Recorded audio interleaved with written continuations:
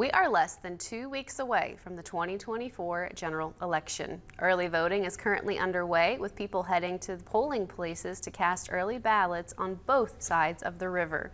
Our Logan Riggenbaugh is joining us live in the studio to take a look at the Parkersburg City Council District 4 candidates. Logan. Thanks, Phyllis. While much of the attention goes to some of the national and state races, here in Parkersburg, people are deciding on its next city council. Tonight, we hear from candidates from District 4.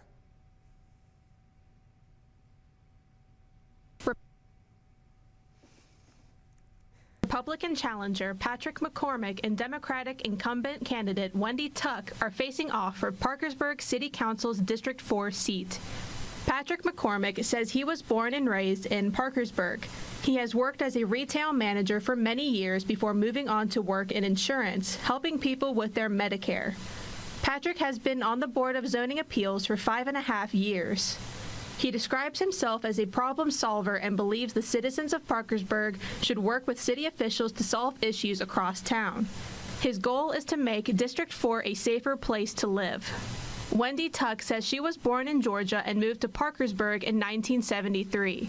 She worked as a substitute teacher before moving on to work with various nonprofit organizations. She says she worked with Eve Incorporated, the Volunteer Action Center, and Birth to 3. Wendy is running for re-election, hoping to continue her work for District 4. She says her #1 goal, if re-elected, is to provide more affordable housing. Both candidates spoke on a variety of issues. Many issues. We got a crime problem, a homeless problem. We've got a lot of abandoned houses that either need fixed up or tore down. And we need new housing. Our town needs a lot of new housing. If you go to try to find an apartment right now, good luck. It's hard to find in this town. I would say we have a huge number of fires. Well, each part of the district has sort of a different need, but probably Precinct 13 has a lot of fires and speeding.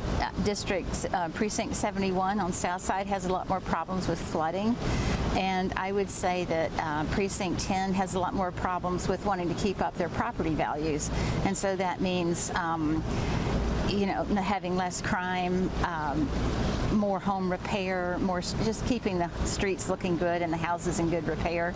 So each district each precinct sort of has its own distinct flavor. You can hear more from each candidate in my online story at WTAP.com. You can vote early or make your voices heard on Tuesday, November 5th. That's all I have, Phyllis. Back to you. Logan Riggenbaugh reporting live from the studio. Logan, thank you for your great report.